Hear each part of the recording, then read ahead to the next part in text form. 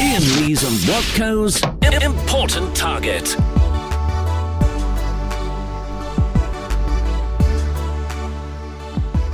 One, two. 3. You're very loud there. You're very close to your mouth. Oh, sorry. Well, I was going to whisper.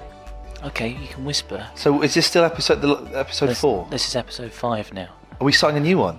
Did we finish the one yesterday? Well, I think did we finish the one 2 weeks ago? I think that You don't need to whisper just because you're in my house. I do, because I don't want to upset the neighbours. Screw those losers. Right. Okay. This is actually the most relaxed. Welcome to a very relaxed, many of you would say chilled, I wouldn't personally, but chilled episode of Important Target. What goes back in the fold? We're friends again.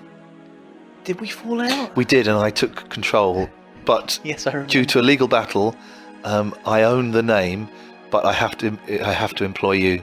I thought that it was the gentleman in Leicester Square that owned the name. Can we remind ourselves of what he sounded like, please? Important target. Excellent. Maybe you could use that as a sting. Important target. Like that. Well done. It worked. Important target. That one was superfluous. We are recording this live in my living room of my house. It's 1:45 in the afternoon, and we are watching Jeremy Kyle on ITV2. I'm enjoying Jeremy Kyle. You're disgusted by it. I'm not a big fan of Jeremy Kyle. Why? I just think it's the dregs of society Yeah. on our TV screens. I don't want to see that. He's no Jerry Springer as well. Oh, come on. Jerry Springer is much worse than Kyle. Yeah, but the thing about Jerry Springer is that that obviously it's a different country, so you can look at it with a bit of scorn, thinking, "Oh, we're not like that." But then Jeremy Kyle, it's just down the road, isn't it? It could be somebody living next door to you. It could be one of your family Well, he won't be living members. next door to me because I live in quite a posh area. Probably living next door to you. One of the low points of my life was being in the audience of the Maury Povich show. Maury Povich. I was in the audience of Maury Povich, and you can see it. I've not seen it, but people have emailed me saying, "Hey, you were just on Maury Povich on ITV3," and basically we were encouraged to boo 14-year-old girls. Right. Maury Povich. Yes. Or Maury Povich. Is that recorded in this country? In the United States of America, So you were in the United States. New York. And you went. Why did you go and see that? Well, I thought it'd be nice. We were going there for a weekend. I thought it'd be nice to go and get tickets to see a TV show. I tried to get tickets to see The Daily Show, but I sent the same email that I'd sent to Maury, and it started off saying, "We're big fans of the Maury Povich show." I forgot to change that bit. So fair play. Daily Show wrote back saying, "You want the Maury Povich show? This is The Daily Show." So yeah, I thought it'd be nice to go and see. We planned some nice things. We went and saw Ronnie Spector live at BB King's. Front row seats, beautiful. And we saw the Maury Povich show, and we booed 13, 14-year-old girls. We booed them. And halfway through it, I thought, actually, this is really, really bad what we're doing. Yes, well, it is bad. And then, what, did you leave? No, you didn't. You stayed. We right stayed to till the the bit at well. the end. They filmed 2 episodes. We stayed for the first episode. We left for the second, mainly because it was going to be one of those ones where they just show clips, like Maury's Right. greatest hits. And it is the thing I found out about the Maury Povich show is it is evil. There's not even a pretense that they're helping people. Basically, it was teenage girls gone bad.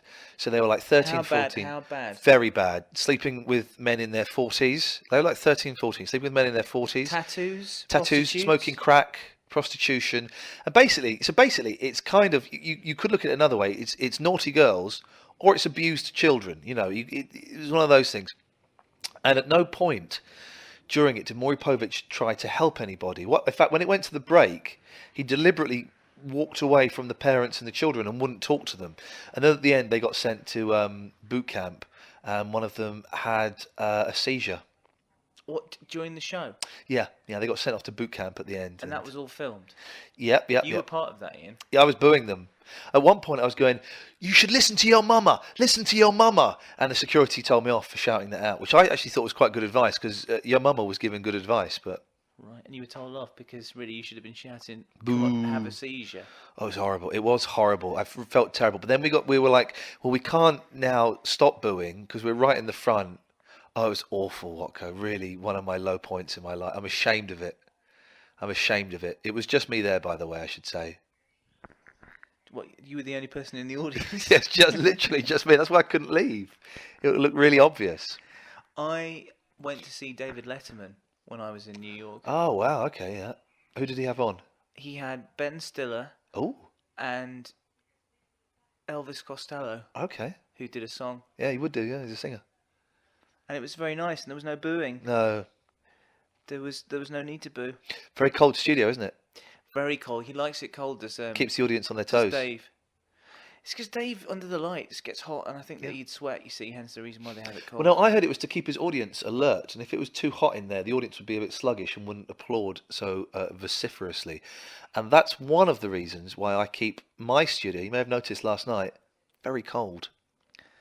Keep Yes, the I did audience on notice. their toes. I was a little bit too cold in there Yep, last night. yep. But you know, it's like when you're driving the car, you get to choose the music. When Yep. you are doing a show, Yep, you get yep. to choose the temperature of the. Yep. That's how it works. Yep. You're listening to It's with the, me. the important target. No, the man's going to say it. The man just said it before you did. Remember? Oh, right. You probably sorry. couldn't hear it because it hasn't happened yet. With me, Ian Watkins. And him, Ian Lee. There we go. And That was very two Ronnies. Two Ronnies-esque. two Ronnies. Not funny. I liked it when they sort of marched up and down and sung songs. I remember the one of the Ronnies being Boy George. I remember the other Ronnie being Chaz from Chaz and Dave. I remember the big Ronnie being Buster Blood Vessel and singing, "I got bad habits, I don't eat me rabbits."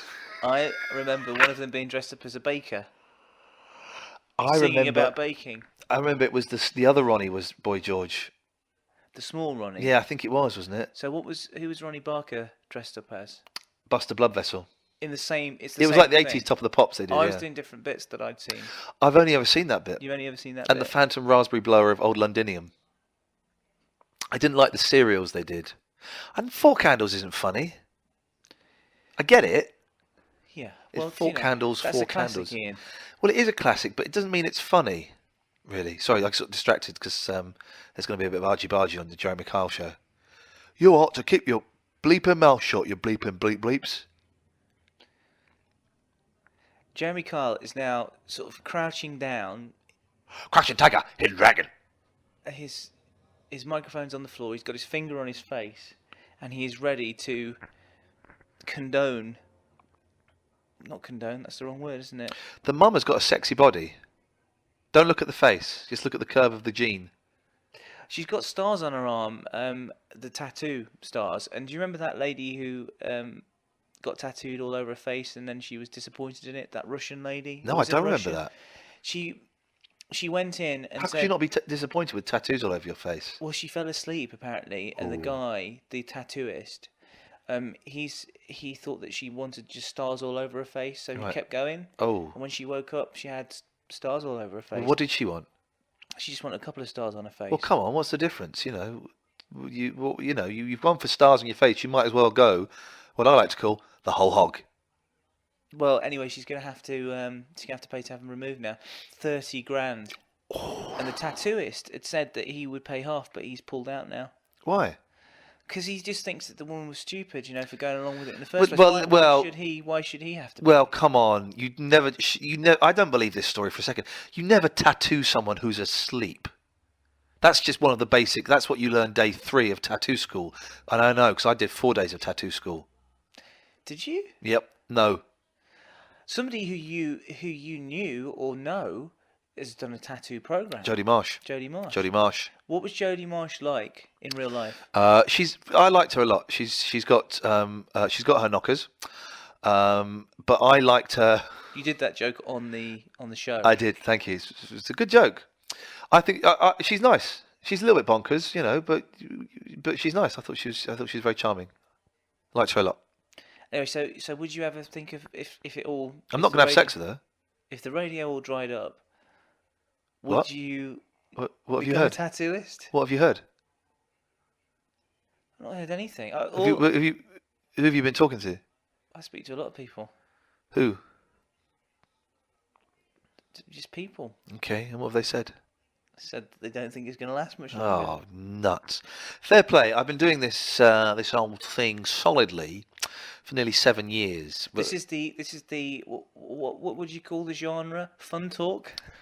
Manic phoning. Manic phoning. Manic phoning. Manic phoning. I've been doing manic phone-ins consecutively for 7 years, from LBC to here. A little bit before then, but that's consecutively. At some point, someone's going to wise up and go, hang on a minute, this A, doesn't get many listeners, and B, isn't very good. What are we doing paying him quite a substantial amount of money for? Bye-bye. You're fired. Then what happens at that moment? Then I was thinking of becoming a tattoo. Yeah, I see what you're getting to. Yeah, tattooist. No, I was thinking of going to Tatooine. No, I don't know. What Tatooine Star Wars place? Yeah, that's You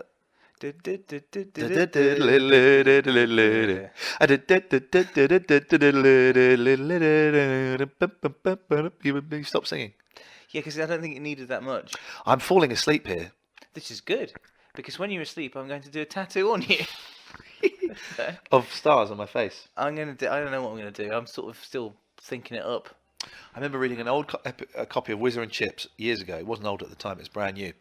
And some of the characters in it went out with some binoculars at night and they said... What? Hang on. Whizzer and Chips? Yeah. Comic. You never heard of Whizzer and Chips? No, it just sounds like it's going a little bit... They went out with binoculars at night and... Yeah. He said, I can see lots of stars. I said, I bet you can. But what it was, he was looking... I remember it vividly. He was looking through someone's window and he could see the TV. And on the TV... If someone's got this, email it to us or send it on the Facebook page if you've not set up yet. But on the TV was Bruce Forsyth, Tarby, and possibly even Kenny Lynch, and they were the stars that the boy could see. I thought you were going to say he was looking through a window and he could see somebody's bumhole. I was definitely not going to say that, no. That's made you laugh, hasn't it, eh? Yes, because you it said has. somebody's bumhole. There's me trying to keep this clean. I've been clean all afternoon. And you're just dropping a little bit of blue in there. That's not blue. I've got to have a doze before I go to Watford tonight for Barry's show. What kind of host do you call yourself? What kind of hose? A host. Host. Well, I'm a manic phone-in. Is that really what you call it? Is that the... That's what the Radio Joking Times describes aside. the show as. Sorry, the Radio Times Describes your show as the manic phone. a manic phone. No, just there's no The preposition. genre. Manic phone-in. Is that the genre? That's the genre, yeah. That's not just because the Radio Times has come up with that does not mean it's the genre. Did the of it. BBC own the Radio Times? Because I remember when my dad used to work at the BBC, they would get free copies of the Radio Times. I was brought up to believe the Radio Times was owned by the BBC, Yes, and the TV Times was owned by the ITV. I think that's right. So I think who they're owns going to get rid of Radio Times at some Who stage. owns TV Quick? It's owned by the QuickSave. Channel 4 used to have a magazine as well, I think. It's called. BBC also had it called the Look-In. Do you remember the Look-In? Did you buy a Look-In? Look-In was ITV. Was it ITV? Look-In was totally ITV, yeah. Was it? I thought it was the BBC. It's really common. I used to hate Look-In. I used to buy that. Oh, look, Carl's about to have a fight. Shush. I'm making threats, right? What ended there, right? You just made threats. So, what ended Well, there, good luck, right? mate, because that's going out on television. So shut your mouth and sit on your backside now. Go. Fair play. Carl stood up to him, but then Carl did walk away a little bit like a pussy. He should have just nutted him. He should have nutted him, right? Because by the time the guys realise what happened, then the big security guards are in there anyway. So Kyle should be allowed to get the first punch in. Yeah, but that would be aggravated assault, wouldn't it? Well, And it'd be on telly. Really? Yeah. really? Be on the cameras. Would it? Yeah. But would it really? Yes, it would be. But would it? Let's get before you fall asleep. Let's just get back to this manic phone-in business. Yeah. What is the genre of what you do? I'm just interested. Matt, what's the question? Manic phone-in. I've told you this. Yeah, but that's just because it says that in the. It's a phone-in, yeah? What did you think? What did you think before it said it in the Radio Times? I thought this phone-in is a little bit crazy. The crazy phone-in. No preposition. Crazy phone-in. Crazy phone-in. Yeah. But manic is probably more accurate. Mania is involved. When you first started doing it at LBC, what did you think you were doing? Just a phone-in? Just a phone-in. The mania came later. You can't just start a manic phone-in. You kind of have to build up to it. So did you originally then just do normal shows? Because they were on the weekend shows. I used to listen to those. Those weren't that normal. They were very normal the week that I first started. I used to do, when I had Lady Steph producing me, we used to go through the newspapers and get quirky stories, but we'd get stories out of newspapers and do stories from newspapers. I remember one day, a couple of months into it, and I was struggling, and Scott Solder, the program controller, took me aside and said, Iain, why don't you do a show, but don't look at the newspapers, just talk about what's happening in your life. I remember thinking, you tosser, what a nonsense. He said, just don't do anything from the newspapers. Do stuff that's happened to you that day or that week. I thought, you idiot. Best advice he ever gave me. Best advice he ever gave me. And now, we are now... Oh, they're going to do the DNA. The DNA test results show that Stephen He is. Yeah, it's your child. Yeah, beautiful. Well done, Stephen. Beautiful. Stephen's pleased. Well done. And his fit mum is pleased. She's got a tattoo on her back. What I like to call a target. Important target. Steady. Come on. Look, it's 2:00. Tonight's the kind of night where anything can go. It's Barry from Watford. What are you doing? What on earth are you doing? What are you getting out of your wallet? Oh, have you got a little surprise for me? You got a newspaper story. You're going to do topical. Oh, we're going to. Okay, it's time for topical. You're listening to Important target. Thanks.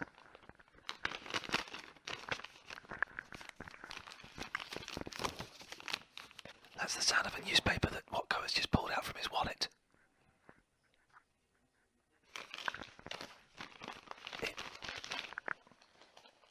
He has folded it up and he's just put it back in his wallet. Anticlimactic. That's the end of the topical hour. Yep. How long have we done? Have we done enough to put on the internet and justify charging 59 pence for? We don't charge. Sorry? We don't charge for this. What? We never have done. Why? Because I don't believe it's good enough to charge for. Who cares? People buy this. I'm Ricky Gervais. I think you find you're not. Does he live around here, by the way? He lives in Hampstead and Los Angeles and probably New York. I see him occasionally. I don't speak to him. Why not? What am I going to say to him? Remember me? Yeah. Okay. Just say how you doing. No. You right? I'm all right. He's him. No. What's the point? We work together. Would you say hello to someone you worked together with 10 years ago? Probably not. We used to be good friends as well. Wistful face. I'm so tired. Can I now? May I sleep? I'm just going to sleep here. Ian is. I'm tired. I've got to do a show tonight. How long is your bit? Well, I'm on it for the whole thing pretty much. I come and go. You're on it from the whole. I come and go. You come and go. But I'm very tired. I don't think you understand exactly how tired I am. Falling asleep. He's not really asleep. I'm not really asleep. I'm very tired. All right. Well, can you do us a favour then? Yeah, great pleasure. Before you go to sleep. Yeah. Could you play us a tune on your ukulele? Yeah, of course. What do you want? I don't know, something exciting. I'll come and hold the thing. Okay. So we've got this.